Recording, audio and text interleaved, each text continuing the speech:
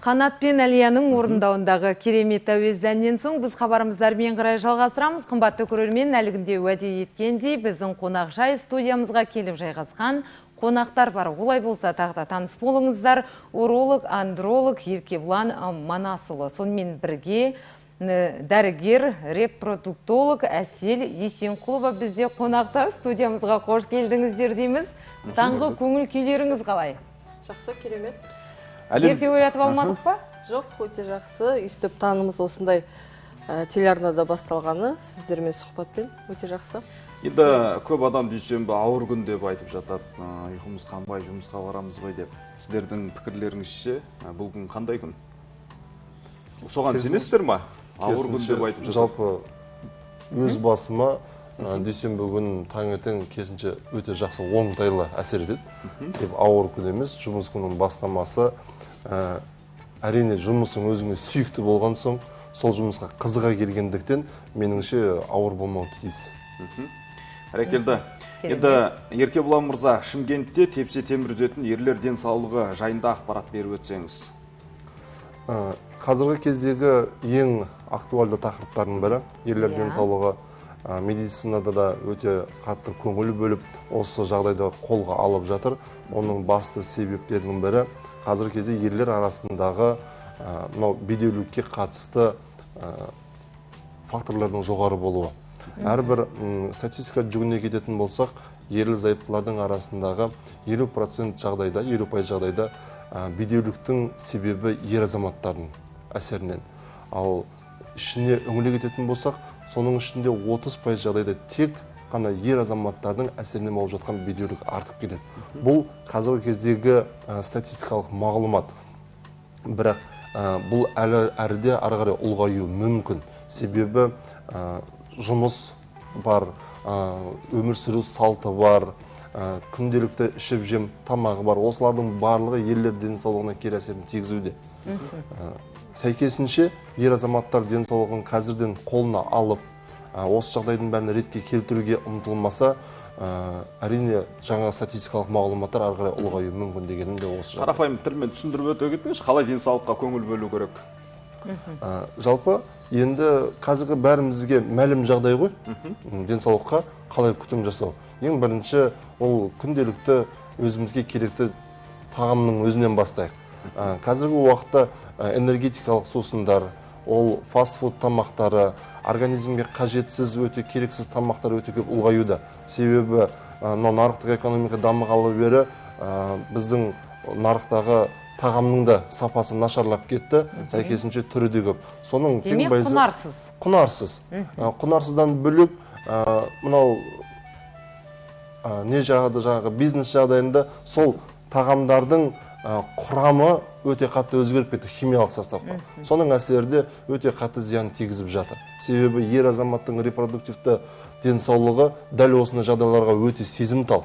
Сондықтан да тағамнан бастаған дұрыс деп ойлаймын. Екінші мәселе міндетті түрде бұл спорт. Спортсыз енді күніміз қараң былайша айтқан кезде.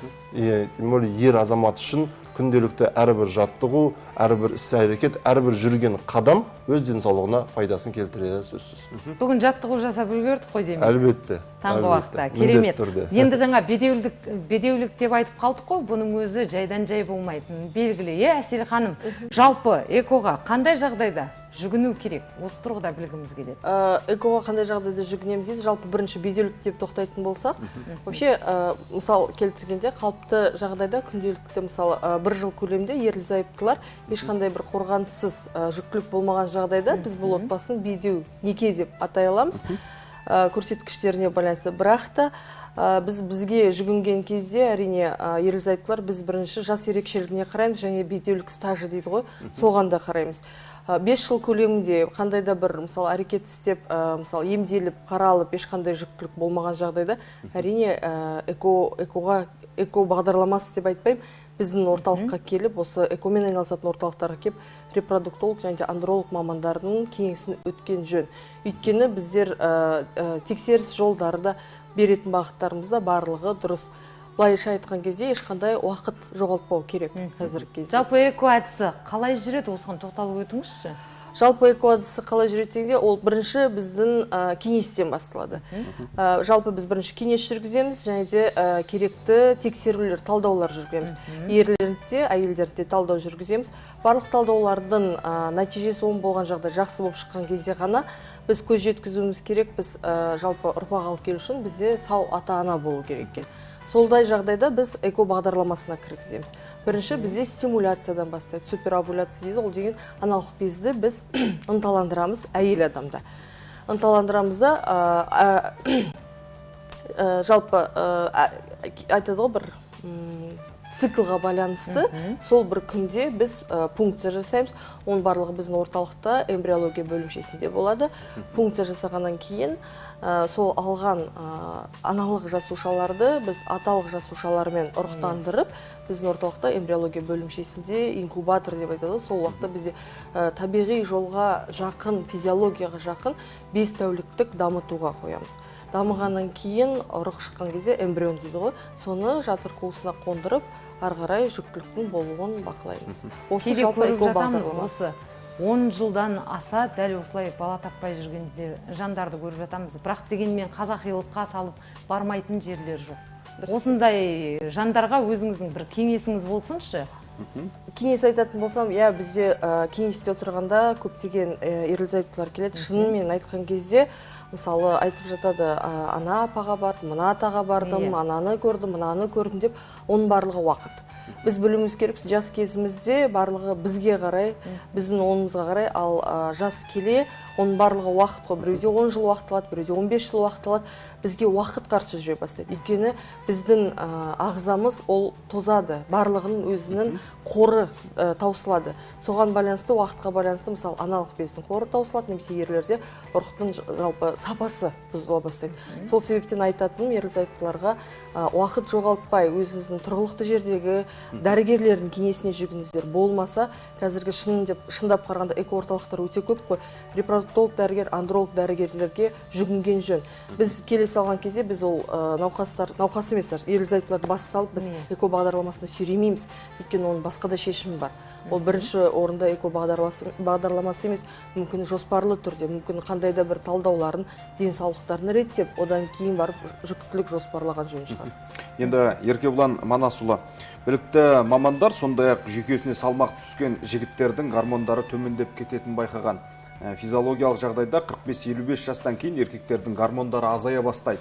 Ал күйзелістік жағдайда бұл үрдіс тым жылдам кетеді. Яғни ерлердің белсіздігі жасарып барады дейді мамандар. Бұл қаншалықты рас? Өте орынды айтылған сөз. Жалпы бұл статистикалық мағлұмат болсын, жалпы барлығы өте жалған емес. Себеп айта кететін жайт, қазіргі 21-ші ғасыр бұл стресстің заман. Кез келген күйзеліс, жұмыстағы орынсыздық, күнделікті жаңағы созылмалы шаршау, болмаса бір табыс көзінің өте бір нашарлығы ер азамат үшін өте қатты кері әсер етеді. Жалпы статистика жүгінсек, 30 жастан былай қарай ер азаматты еркек қылатын ол тестостерон деген гормон бар. Яғни 30 жастан былай қарай ол жылына 1%-ке төмендеп отырады. Яғни ол 40-50-ге келген кезде белгілі бір мөлшерде төмендеу болуы мүмкін. Бірақ егер де ер азамат өзіне сенімсіз, табыс көзі нашар, жұмыстағы орны бір төмендеу, болмаса отбасындағы жағдай нашар болмаса, сол 1% 5%-ке айналмасына кім кепіл? Сәйкесінше әрбір процент тестостерон гормон түскен сайын ол белсіз, яғни бөл болуға өте ықтимал болады. Сондықтан да қазіргі кезде 40-50 жаста айтпай-ақ, 30 жас, 25 жастар арасындағы ер азаматтардың өзінде белсіздік байқалып жатыр. Яғни оның барлығы психологиялық дағдарыстықтан болып жатқан жағдай. Яғни оның барлығы отбасыдағы жыныстық тәрбиенің жоқсыздығынан. Яғни ер азамат қазір жыныстық тәрбиені әкесінен, болмаса оның жоғарыда отырған ағасынан алмайды. Ол мынау интернет желісіндегі, ғаламтор желісіндегі әртүрлі өзіміз жағы ұятсыз видеолардан осының бәрінен солай түсінеді де, дәл осындай болу керек екен деген тұжырымға келеді. Түсінік қалыптасады. Сәйкесінше ол түсінік қазіргі реальный өмірде ондай емес. Сәйкесінше өзіне дағдарыс түсе бастайды. Менің сексологиялық нарушением бар ма? Әлде мен белсізбін ба? Дағдарысқа ұшыраған сайын ер азамат өзін төмендей береді. Сәйкесінше өзінің қоғамдағы орнын жоғалта бастайды. соның әсерінен белсіздік әкелетін де жағдайлар өте көп. Енді ерлердің репродуктивті денсаулығына әсер етіп отырған негізгі кеселдер қандай? Негізгі кеселдер өте көп. Жалпы 100% алатын болсақ, оның 30% жағдайда ер азаматтардың репродуктивті денсаулығына әсер ететін ол генетикалық нарушение.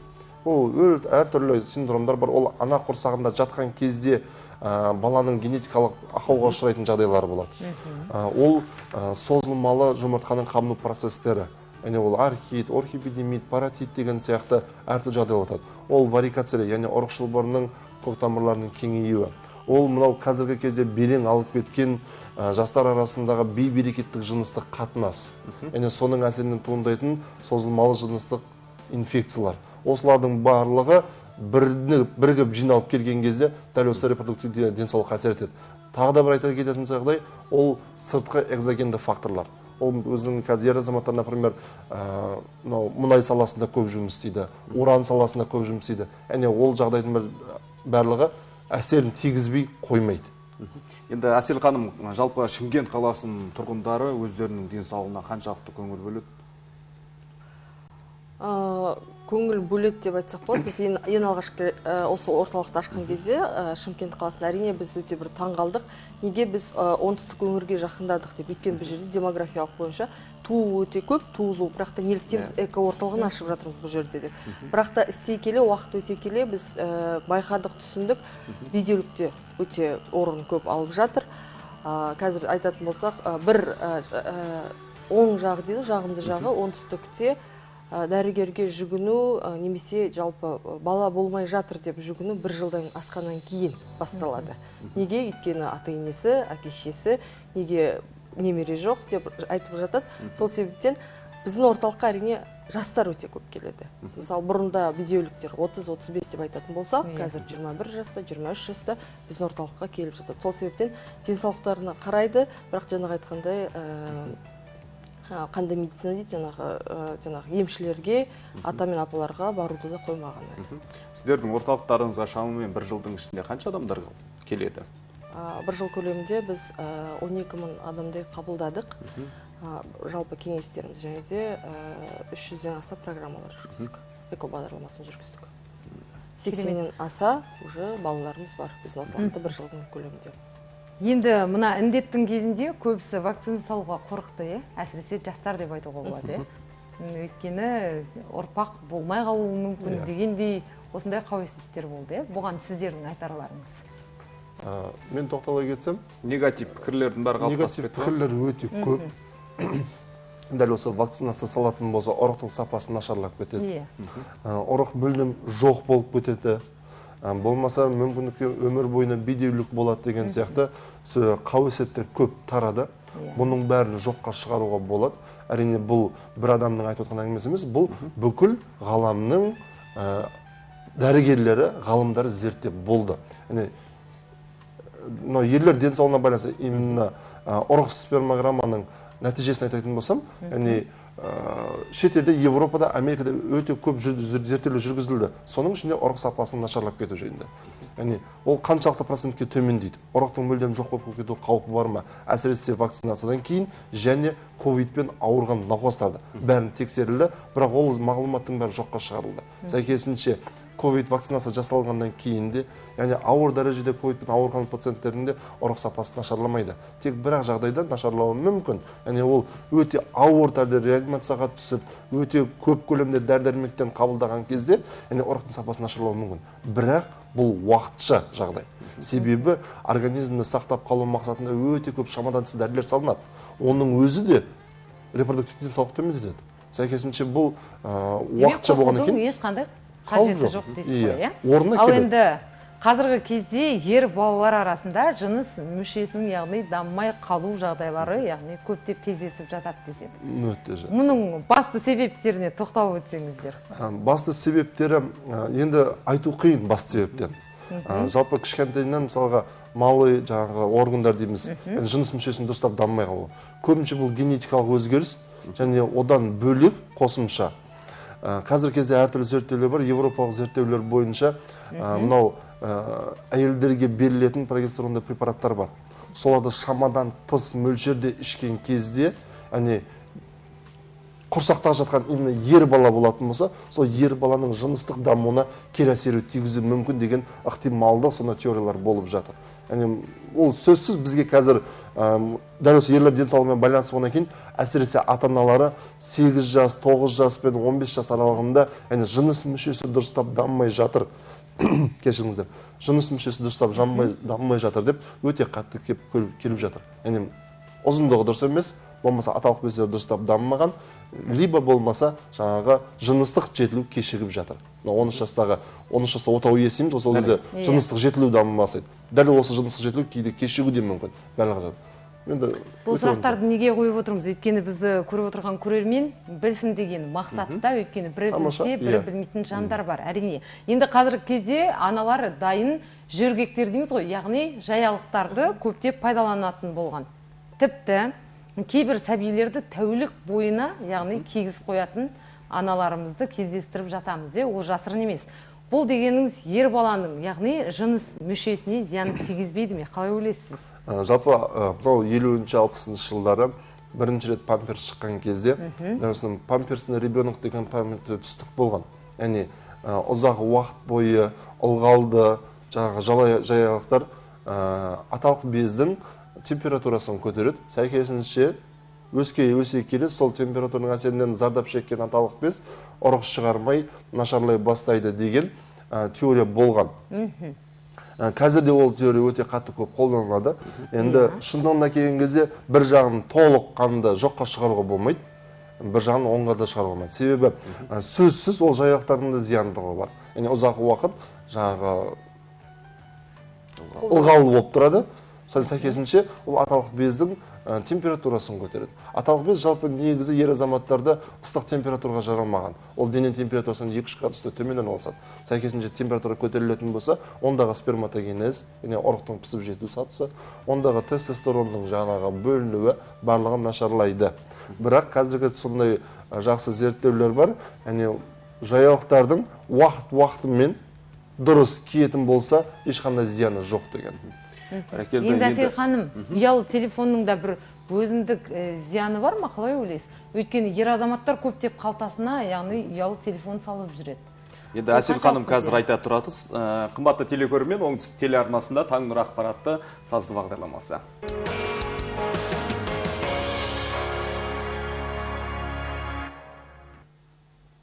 Қымбатты телекөрермен, тікелей эфирде таң нұр ақпаратты сазды бағдарламасы. Біздің байланыс телефонымыз 53-94-72. Әсел ханым, бағанағы сұраққа толыққанды жауап беріп өтсеңіз. Тоқталатын болса, жаңа айттық қой, телефонның қандай әсері бар деп. Менің ойымша жалпы телефонның бір 100%-ық немесе үлкен әсері бар деп ойламаймын. Бірақ та бір фактор ретінде әсер етеді ол, өйткені радиация бар. Қазір кезде, тем более қазіргі жаңадан шығып жатқан телефондар өте көп мүмкіндіктері бар, өте мысалы оған қосылатын жалпы радиациялардың барлығы жоғарылап жатыр. Сол себептен айта алмаймын, толығымен әсер етеді деп, өйткені қазір қарасақ, жастар да, кішкентайлар да, қазір аталарымыз да, әжелеріміз де 24 сағат телефонмен. Телефонмен енді оның барлығы бір жаман әсер етіп деп, барлығы телефонмен ауырып жатыр, немесе осы бедеулікке алып келіп жатыр деп айта алмаймыз. Жай ғана бір әсер етуші фактор ретінде ғана қосыла алады. Бәрекелді, рахмет. Жалпы бақытты отбасын құру үшін дәрігерлер қандай ақыл кеңес айтады, соған тоқталып өтсеңіздер? Бақытты отбасы құру үшін енді айттық қой бағана бер, бізде қазіргі бір ойландыратын жағдай, жанұяда андай бір жыныстық тәрбие дейді ғой, ондай жоқ. Неге? Өйткені қыздар аналарынан ұялады, немесе анасы, немесе әпкелері үйретуге, айтуға ұялады. Сол себептен олар мысалы тұрмыс құрып жатыр, бірақ та тұрмыс құрған кезде жалпы қалай дұрыс екенін мысалы жаңа айтуға көтермей жатыр, немесе циклы дұрыс келмей жатыр, немесе тағда да қандай да бір ауруға шалдыққан кезде ешкімге айтпайды, жасырады, жолдасына да айтуға ұялады, немесе өзінің мамасына да және де әпкесіне де айтуға ұялады. Сол себептен бұлардың барлығы интернеттен іздей бастайды көп жағдайда. Бізде осындай тәрбие жоқ деп ойлаймын, оның барлығын үйрету керек, айту керек жастайынан. Және де жанұя болуға, отбасы болуға дайындау керек. Қандай қиындықтар тек қана бытовой дейді ғой, ондай емес. Жалпы қандай қиындықтар, жалпы денсаулыққа байланысты, немесе осы өмірге ұрпақ алып келуге байланысты қандай қиындықтар болуы мүмкін, немесе соның барлығын айтқан жөн. Және де ерлі-зайыптыларға айтатын тұрмыс құрмыс бұрын әрине қаралған жөн. Дәрігерлерге, гинеколог маманға және де басқа да мысалы уролог мамандарға бірінші қаралып барып қана қандай да бір мәселе бар шығар, ол мәселені реттеу керек шығар тұрмысқа дейін. Одан кейін барып қана тұрмыс құрып және де соның барлығын емдеу уақытылы. Бәрекелді, Еркебұлан мырза.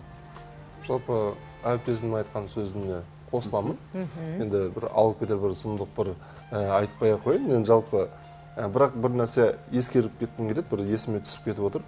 Жалпы ерлі зайыптыларда мысалы видео болсын, видео неке болатын болсын, ең бірінші ер азаматтан тексерген жақсы. Себебі ер азаматты тексеру оңай және тез. Кейбір кезде бір көңілін түсіретін жағдайлар болып жатады. 10 жыл бойына видео неке, бірақ 10 жыл бойына тек әйелі тексеріп, әйелі емделген, ал ер азамат бірде-бір рет болсын ұрықталдауын тапсырмаған. Неге тапсырмадың десең, кінә әйелден деп жатады. Яғни қазіргі уақытта кінәні әйелден іздеудің қажеттілігі жоқ. Ер азаматтарға айтатын ең бірінші тексерісті өздеріңізден бастаңыздар. Бұл ең бірінші отбасылық шығынды 90%-ке төмендетеді. Бәрекелді, жұмыстарыңызға толағай табыстар тілейміз. Қымбатты телекөрермен, денсаулыққа барынша мән беріңіздер, дәрігер мамандарға қаралыңыздар дейміз. Біз бағдарламамызды әрмен қарай әуезді әнмен жалғастырамыз. Арнамыздан алыстамаңыздар.